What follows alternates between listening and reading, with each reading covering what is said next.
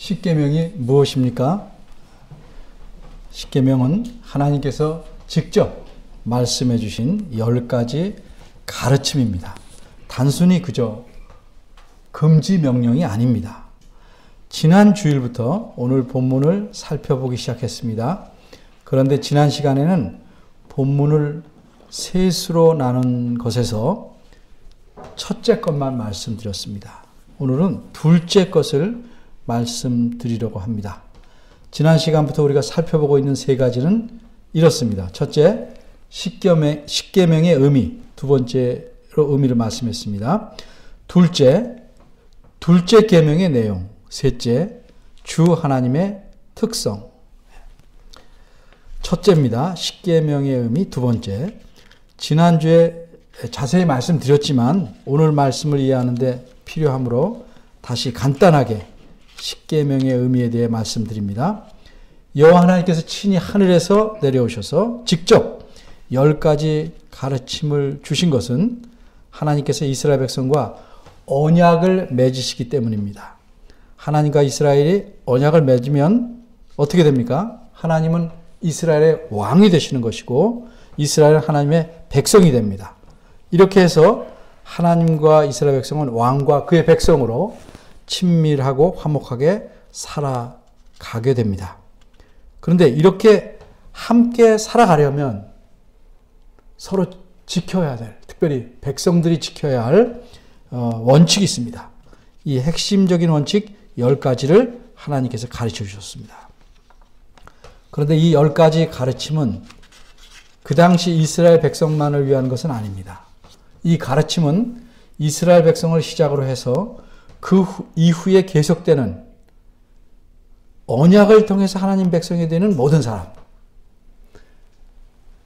언약을 통하지 않고는 하나님 백성이 될 수 없는데 어쨌든 그 이후에 모든 하나님 백성이 되는 사람, 즉 우리 그리스도인들과 앞으로 있을 모든 그리스도인들에게까지 마찬가지로 꼭 필요한 가르침입니다. 왜냐하면 하나님께서 사람과 맺으신 언약은 그 시행하는 방법은 시대에 따라 다르지만 이게 하나님의 언약이기 때문에 그 본질이 똑같습니다.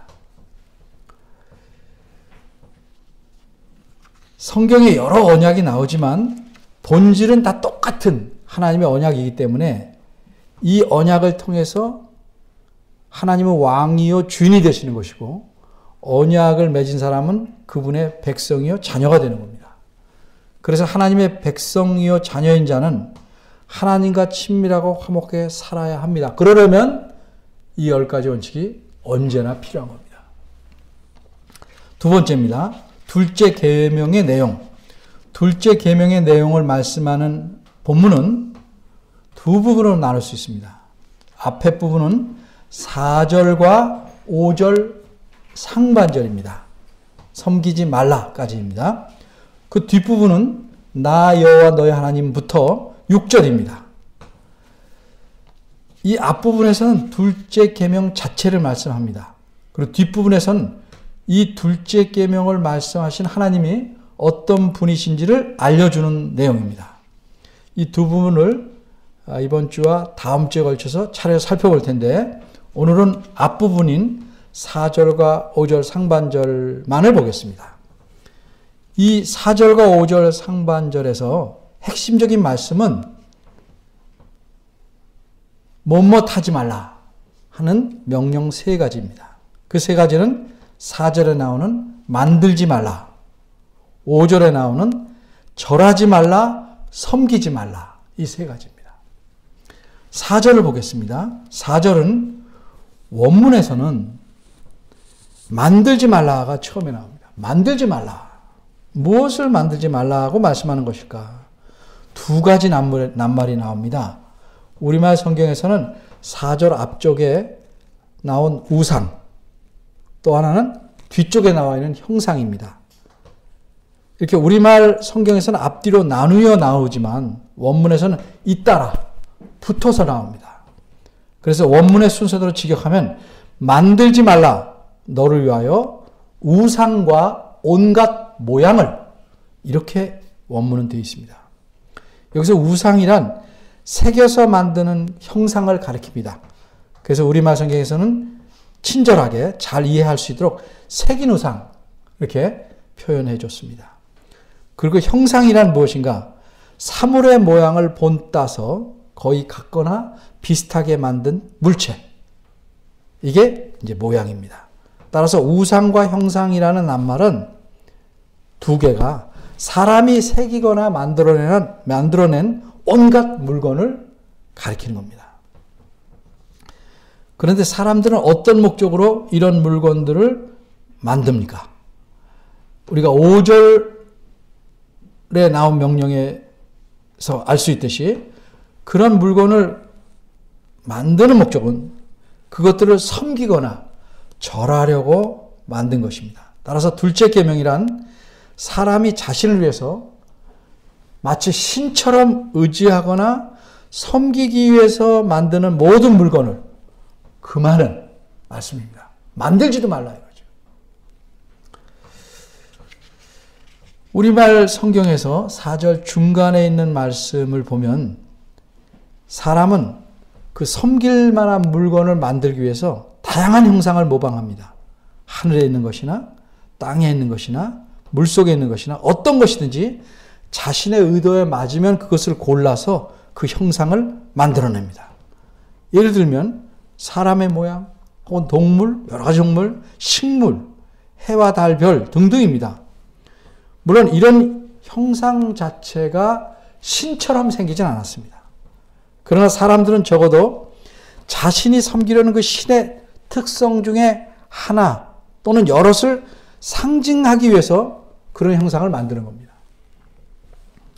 예를 들면 이스라엘 백성이 이 십계명을 받은 후 얼마 지나지 않아서 황소의 형상을 만드는데 왜 황소로 만들었겠습니까?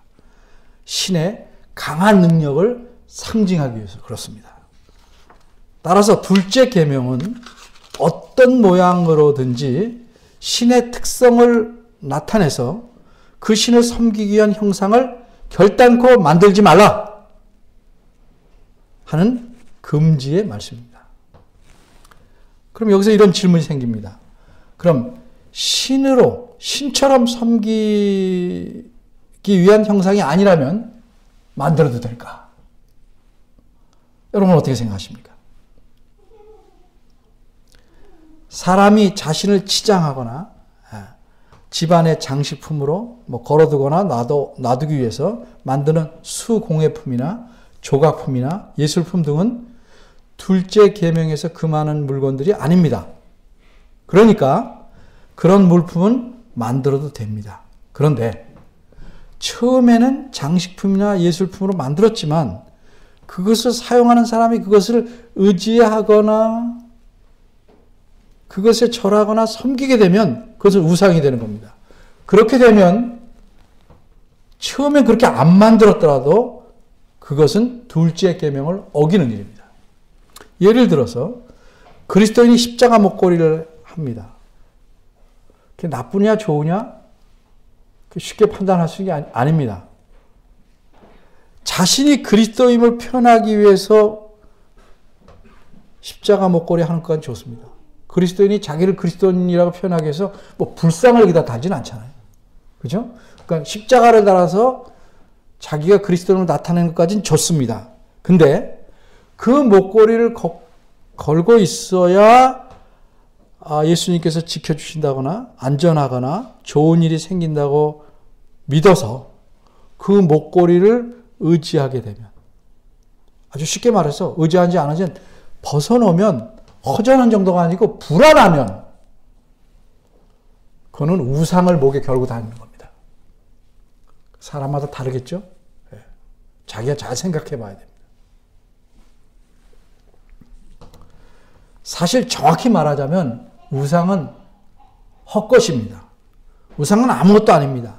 성경이 누누이 말하죠. 우상은 입이 있어도 말하지 못하고 귀가 있어도 듣지 못하고 코가 있어도 냄새도 못 맡고 손발이 있어도 전혀 움직일 수 없는 그저 사람이 만든 물건에 불과합니다. 그런데도 이것이 우상이 되는 것은 사람이 그렇게 생각하기 때문입니다.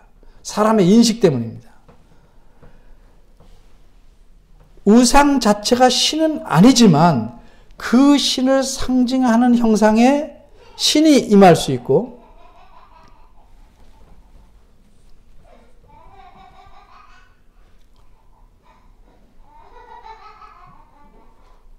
왜 그러죠? 좀 전략을 바꾼 것 같아요. 선호가. 네.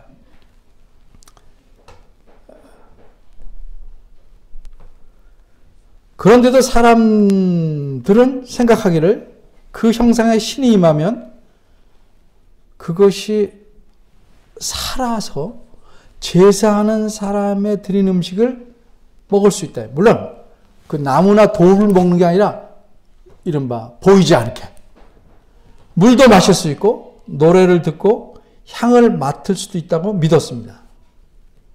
다시 말해서 우상의 형상은 그 자체가 신은 아니지만 신과 인간을 이어주는 역할을 하고, 그래서 신도 그 형상을 통해서 자신을 나타낸다고 믿었습니다. 그래서 우상이 되는 겁니다.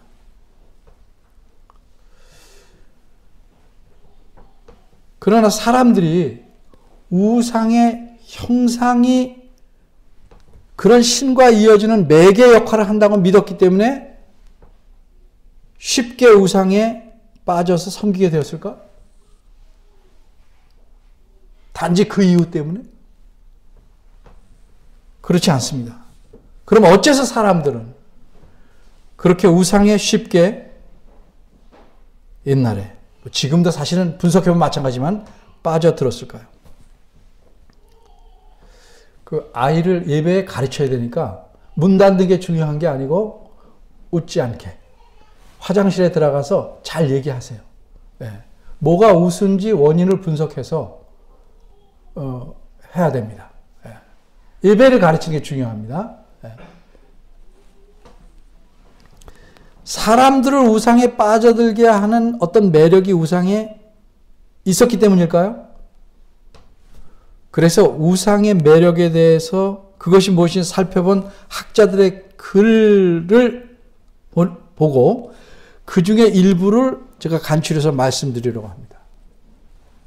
구약시대의 사람들은 우상에 대해서 이렇게 생각했다고 합니다. 그렇게 생각한 그 사람들의 인식을 살펴보면 우상에게는 특별히 몇 가지 매력이 있었습니다. 그 매력 때문에 사람들은 우상에 빠져들게 되는 겁니다. 첫째는 우상은 섬기기가 쉽다는 매력이 있습니다. 무슨 얘기냐? 하나님은 제물을 드려도 그 제물을 보시는 게 아니고, 그걸 먼저 보는 게 아니고 제물을 바치는 사람의 마음을 먼저 보십니다. 그렇게 아무리 많이 바친다고 해도 마음 먼저 드리지 않으면 제물을 바치는 그 사람의 그 제사를 받지 않으십니다. 까다로우신 거죠. 쉽지 않지요. 속이기가 쉽지 않아요.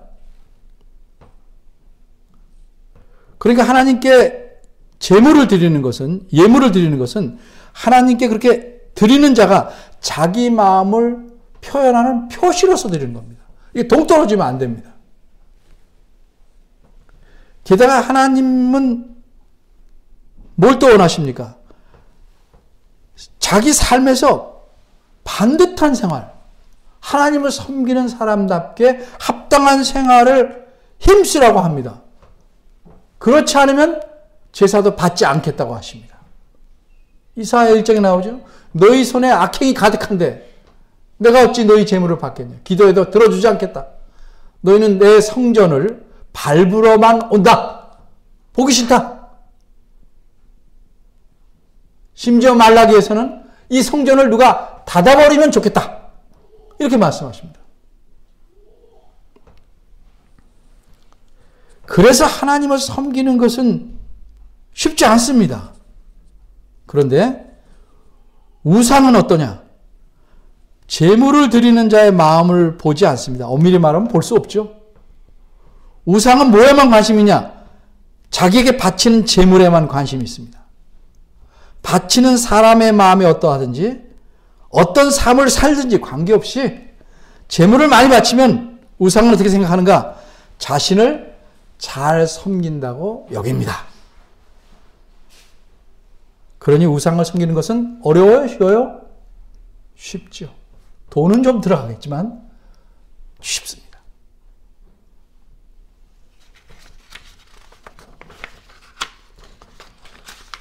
우리도 까다로운 사람한테는 가까이 안 가죠?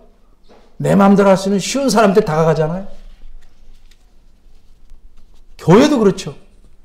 까다로운 교회 가려고 그래요? 둘째는 우상은 섬기기가 편리하다는 매력이 있습니다. 성전이 건축된 이후로 이스라엘 백성은 하나님께 예배하려면 그 이스라엘 나라에 어디에 살든지 반드시 1년에 3번씩 예루살렘으로 가야 합니다. 예루살렘에 세운 성전에서만 하나님을 예배하도록 정해 놓으셨기 때문입니다. 그렇게 하려면 예루살렘에서 멀리 떨어져 사는 사람일수록 그리로 가면 뭐가 필요합니까? 많은 비용이 필요하죠. 긴 시간의 여행이 필요하죠. 불편합니다. 그런데 우상에게 가고 싶으면 어떻게 해요? 내가 원할 때마다 갈 수 있어요. 언제든지. 근처 산당에 가거나 돌을 쌓아두고 섬기거나 큰 나무 아래로 찾아가서 절하고 빌면 됩니다. 아주 마트처럼 가까운 데서 수없이 많이 있습니다. 얼마나 편리합니까? 이처럼 사람이 제물을 드려서 무엇인가 우상에게 빌고 싶을 때 우상에게 손쉽게 다가갈 수 있으니까 거리상으로도 접근성이 좋고 빨리 가서 빨리 빌고 뭘 얻을 수 있다고 생각하니까 마음도 빨리 안정을 얻을 수 있다는 점에서 우상은 섬기기가 편리합니다. 셋째는 우상은 섬기는 만큼 보상받는다는 매력이 있습니다. 쉽게 말하면 바치는 만큼 되받는다는 겁니다. 하나님께 제물을 드릴 때는 제물 전체를 태워서 드리는 번제, 그 번제 외에 다른 제사에서는 하나님께 드리고 남은 제물은 대부분 제사장의 차지가 됩니다. 바꿔 말하면 제물을 드린 사람이 그 드렸던 제물의 일부라도 차지하는 것은 화목제 경우뿐입니다. 제가 살펴본 바대로 대부분 제사장에게 줍니다. 왜? 제사장은 기업을 얻지 못해서 땅이나 그것을 통해서 생계를 유지하도록 제도를 만들어 놓으셨습니다. 근데 우상에게 제물을 드릴 때는 모두 태워드리는 제사가 아니라면 제사장에게 한 몫만 떼어주고 나머지 여러 몫은 다 자기 겁니다. 다 자기가 차지합니다. 그게 손해보질 않아요. 마치 부모님을 모시오는데 부모님 잡수실 만큼 조금 하지 않고 많이 하는 이유가 뭐예요? 부모님 조금 들어 나머지 다 같이 즐기기 위해서입니다. 근데 지나치게 어떤 좀 마음이 안 좋아서 하면 지나치게 많이 해요. 부모님은 너무 조금 드신대. 그건 어떤 의도가 있겠어요? 부모님을 모신다는 명분 쌓고 실제는 우리가 배불러 보자 하는 그런 속셈이 있을 수도 있겠죠. 우상의 경우는 그런 겁니다. 우상에게 제사하는 날, 우상에게 제물을 많이 바치면 바칠수록 나머지가 많으니까 제사하는 사람이 마음껏 먹고 배불리 먹고 마시고 취하고 즐길 수 있었습니다. 그러니까 많이 바치니까 우상에게 점수를 얻고 그 제물을 다시 자기들이 다 먹을 수 있으니까 이른바 누이 좋고 매부 좋게 되는 겁니다. 그리고 우상에게 점수를 많이 얻을수록 우상이 더 큰 복으로 보상해 주리라고 생각했기 때문에 그런 기대를 또 가질 수 있습니다. 근데 하나님은 그렇게 즉각 쉽게 응답하십니까? 우리가 아무리 달래도 하나님 보시기에 제일 좋은 때, 좋은 것으로 주시는 분이라 당장 뭐 안 해주는 경우가 많은 것 같아요. 그렇죠?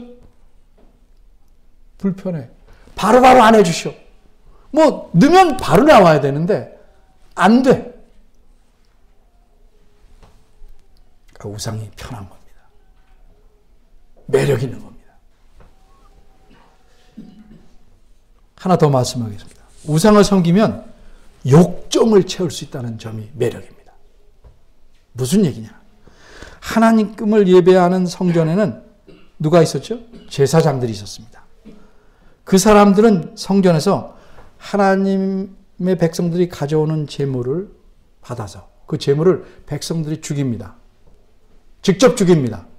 그러면 그 죽인 제물을 받아서 하나님께서 가르쳐 주신 방법대로 제사를 드리는 일을 합니다. 하나님께서는 자신이 가르쳐 주신 방법대로 제물을 드리지 않으면 받지 않으시기에 제사장들의 역할이 꼭 필요했습니다. 우상을 섬기는 산당에는 어떨까? 뭐 돌 만들고 나무 아래는 이런 게 없지만 산당에는, 본튼 산당에는 역시 제사장들이 있었습니다. 근데 그들의 역할은 다릅니다. 이 우상의 산당에는 성전에는 없는 제사장, 여자 제사장이 있습니다. 사제, 여자 사제. 좀 구분하기 위해서 사제, 의미는 같지만. 또 뭐가 있냐면 미동이 있어요. 미동. 얼굴이 예쁜 미남 젊은이들이 있었습니다. 이 산당에 있는 여사제와 미동이 하는 일은 뭐냐? 우상을 섬기러 온 산당에 온 남자나 여자와 성적인 관계를 가는 것입니다. 이렇게 관계를 하는 이유는 뭐냐면 남녀가 관계하면 자녀를 낳듯이 신을 압박하는 거예요. 이렇듯이 토지를 비옥하고 그 토지에서 나오는 그 산물이 풍성하게 해달라고 우상신을 압박하려는 태도입니다.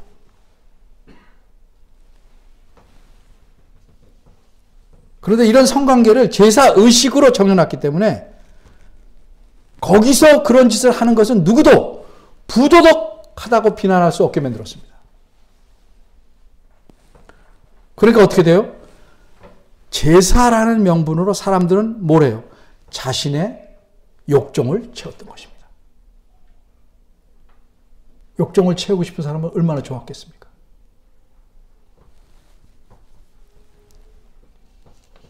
이런 매력 때문에 사람들은 우상의 형상을 만들어서 다른 신을 쉽게 섬겼습니다. 그래서 여호와 하나님께서는 하나님 이외에 다른 신을 섬기는 것을 절대적으로 금하셨습니다.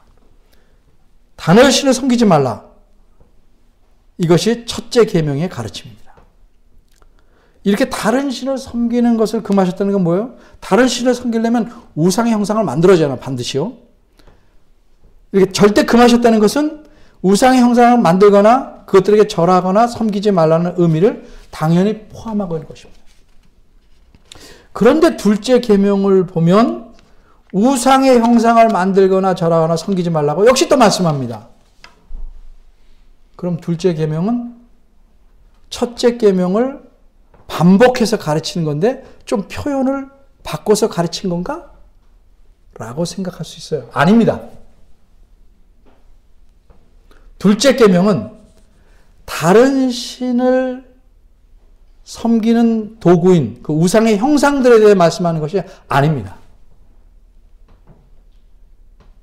지금까지는 우상의 일반적인 특성, 섬기는 이유 이런 걸 말했는데 둘째 계명의 가르침은 그럼 정확히 무엇입니까?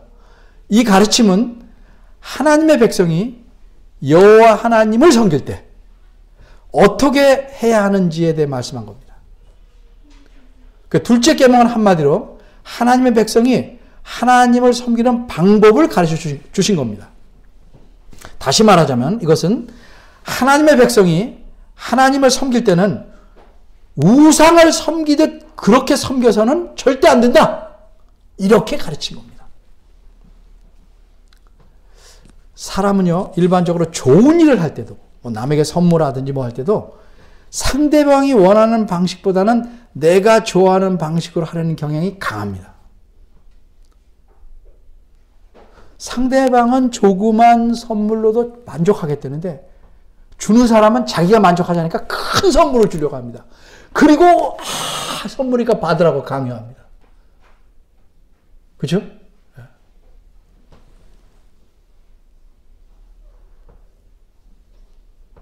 식사도 그렇잖아요. 함께 식사를 나누는 것 자체가 참 좋은데 굳이 비싼 데 가서 불편하게, 맛있죠? 물론 맛있겠죠. 예. 먹여서 뭐 하자는 거예요? 우선 자기가 만족하고 안심할 수 있다는 거죠. 누구 중심에, 그러니까 선물도 내 중심의 방향으로 가라는 경향이 굉장히 많은 겁니다.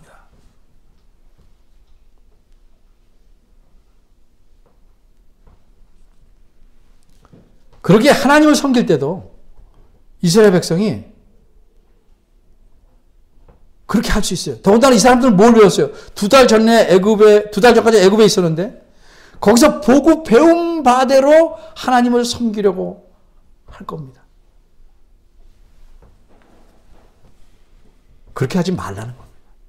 하나님에 대해서는 그렇게 하지 말라는 거죠. 여러분, 어쩔 수 없지 않습니까? 다른 교회 다녔다가 여기 오면 다른 교회에서 좋다고 생각한 걸 꼭 여기서 하려고 그래요. 나쁜 거는 하지만 전체 균형과 조화를 깨는 일도 고집할 때가 있다 이 말이죠. 그리고 왜 좋은 것인데 안 하냐? 우리 교회에서는 뭐가 좋은 거라고요? 성경에 맞는 것이라 좋아요. 그래서 성경에 맞느냐를 먼저 생각해 봐야 돼요. 하나님은 헛것과 같은 그런 우상이 아닙니다. 그래서 하나님은 우상처럼 대우하거나 우상처럼 섬기는 것 자체가 뭐예요? 하나님을 모독하는 겁니다. 하나님을 우상 차원으로 내리는 겁니다. 그럼 어떻게 됩니까? 그래서 하나님이 진노하시게 되는 겁니다. 그렇게 섬기면 아무리 잘 섬긴다고 한들 하나님의 진노를 더 강하게 만드는 겁니다. 그래서 하나님께서는 자신을 섬기되 그렇게 우상처럼 형상을 만들어 섬기지 말라고 둘째 계명에서 분명하게 말씀하고 있는 겁니다. 그럼 여기서 우리가 또 하나 더 생각할 것은, 그럼 어째서 하나님은 자기 형상을 만들지 말라고 하셨는가?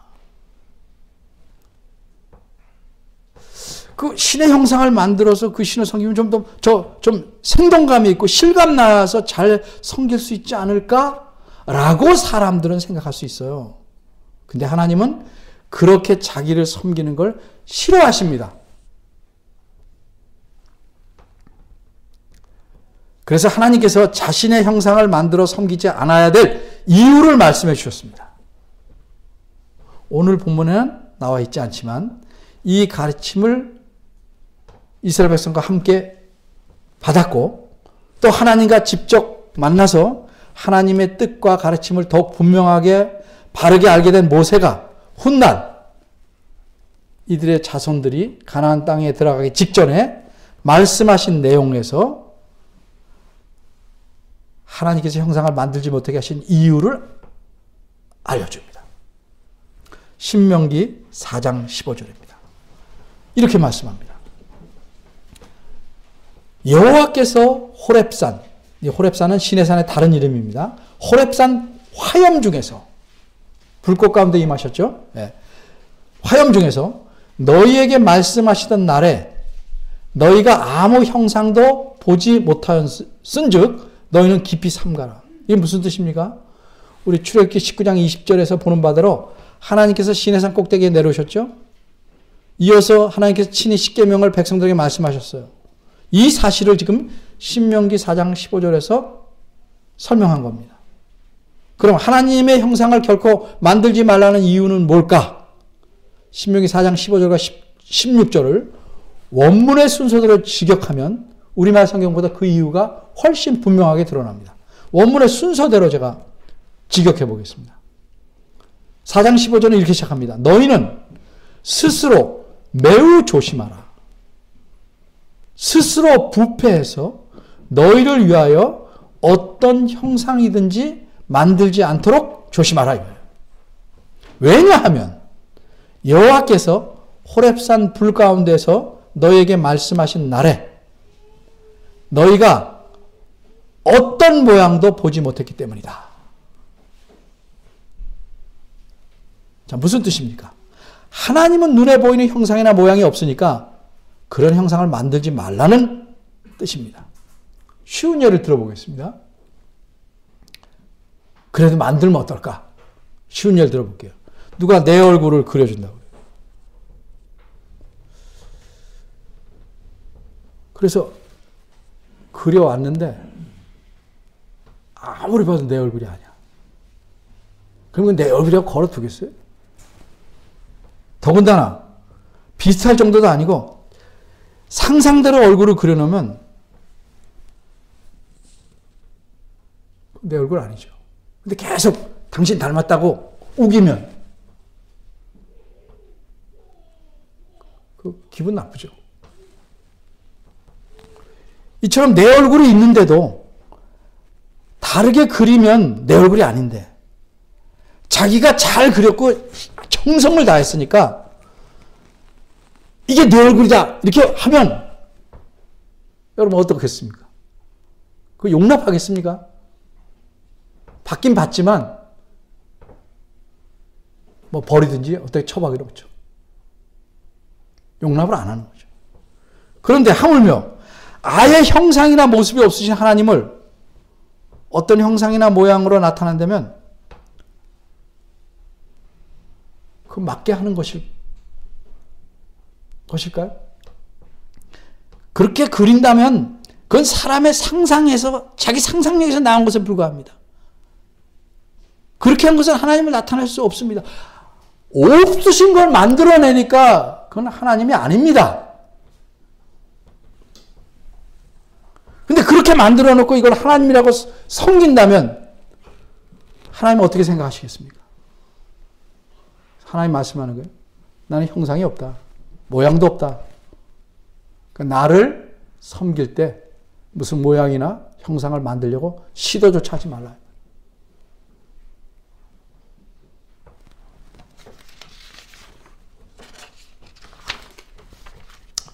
오늘 본문에서 보여주는 하나님은 어떤 분입니까? 하나님은 자신을 하나님 자신께서 원하시는 방법대로, 방식대로 섬기기 원합니다. 형상을 만들어 그렇게 섬기기 원하지 않습니다.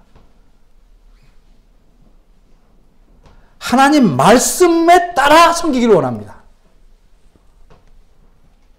따라서 우리가 하나님을 우상 섬기듯 그렇게 나를 만족하기 위해서, 내가 흡족하기 위해서 그런 식으로 섬겨서는 안 됩니다. 십계명을 직접 들은 뒤에 얼마 지나지 않아서 모세가 하나님 만나러 산에 올라간 사이에 이스라엘 백성은 뭐 했습니까? 금송아지 만들어서 뭐라고 말했어요? 출애굽기 30장 4절에 이것이 너희를 애굽 땅에서 인도해낸 너희 신, 너희 하나님이다! 이렇게 말했습니다. 하나님 기뻐하셨습니까?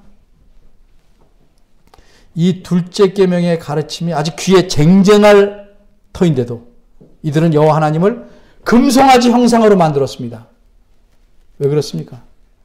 하나님을 더 잘 믿으려고 실감나게 믿으려고 그랬습니까? 아닙니다.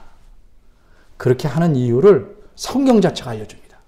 신명기 4장 16절에서 분명히 드러납니다. 하나님을 형상으로 만들어 섬기려는 것은 사람이 스스로 부패한 결과입니다. 하나님 말씀이 아닌 자기 오감에 만족시키는 방법대로 하려는 것은 뭐에 어떤 결과냐? 부패한 결과입니다. 금송아지를 만든 사건에서 이스라엘 백성이 얼마나 부패했는지 집중 말씀을 듣고 돌아서서 금송아지 만들었습니다.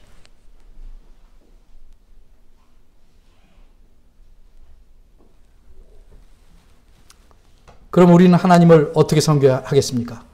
하나님이 원하시는 대로 섬겨야 됩니다. 즉 하나님께서 말씀하신 대로 성경 말씀을 통해서 가르침 받으러 섬겨야 됩니다.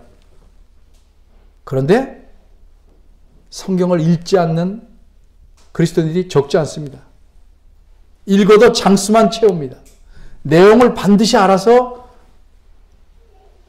익혀서 그렇게 하나님을 잘 섬기려는 사람들이 많다고 하기에는 좀 어렵죠. 성경 말씀대로 가르친 바대로 섬겨야 하나님께서 기뻐하십니다. 수가성에서 만난 여인에게 예수님이 뭐라고 그랬어요? 예수님 하신 말씀 요한복음 4장 23절에 나오는데 우리말대로 읽으면 아버지께 참으로 예배하는 자들은 신령과 진정으로 예배할 때가 오나니 곧 이때라 이렇게 말해요. 여기서 신령과 진정이라는 말은 쉽게 풀이하면 정말 참 마음으로, 여기 성령이 아닙니다. 참 마음으로, 그리고 진리로 하나님 말씀대로 예배해야 된다. 그리고 우리말 성경에 빠졌지만 원어에서는 왜냐하면 아버지께서 자기에게 그렇게 예배하는 자들을 찾으시기 때문이다. 이게 수가성 여인에게 예수께서 하신 말씀입니다. 하나님 말씀대로 진정으로 온 힘을 다해서 예배하는 것, 그렇게 안 하면 우상처럼 하나님을 섬기는 것이다. 또 우리가 잘 아는 히브리서 10장 25절 말씀, 모이기를 피하는 어떤 사람들의 습관과 같이 하지 말고 오직 그날이 가까움으로 볼수록 더욱 그리하자. 우리가 아다시피 교우들이 함께 예배하는 이 공적 예배의 제한을 거의 2년 가까이 받고 있습니다. 온라인 예배, 비대면 예배도 예배다 하는 논리와 명분으로 어떤 사람들은 교회로 모이는 수고로움과 불편함을 피하기 위해서 그런 논리를 대는 거. 그래서 비대면 예배를 선호한다 이 말이죠. 우리에겐 그런 마음이 없는지 자기 마음속을 좀 자세히 들여다봐야 합니다. 하나님의 가르침보다 자신의 편의를 먼저 고려하고 자신이 원하는 방식대로 하나님을 섬기려는 것이 아닌지, 그렇게 하는 건 우상을 섬기듯 하나님을 섬기는 겁니다. 그런 마음이 없는지 생각해 봐야 됩니다. 우상은 섬기기 쉽고 편리하고 게다가 우상을 통해서 사람은 자기 욕심을 채울 수 있다고 생각합니다. 사실은 헛꿈이지만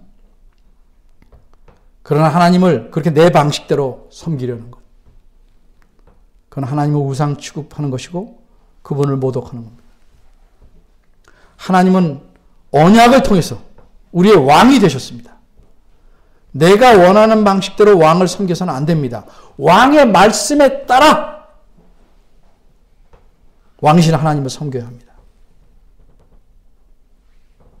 이게 둘째 계명인 가르침의 의미입니다.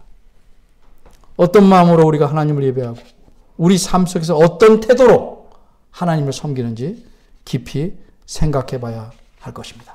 기도하겠습니다.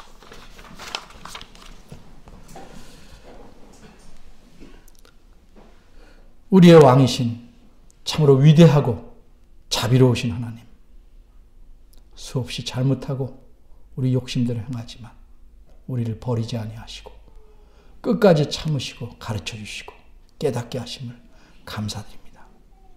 주의 말씀을 통해서 깨달아갈수록 하나님 앞에 더욱 반듯하게 하시고 우리를 이미 자녀 삼으신 은혜에 감사하는 표현으로 주의 말씀을 더욱 사모하고 그 말씀에 순종하도록 애쓰는 하나님의 백성, 자녀 되길 원합니다. 저희를 도와주시고 긍휼히 여겨 주시옵소서. 예수님의 이름으로 기도합니다.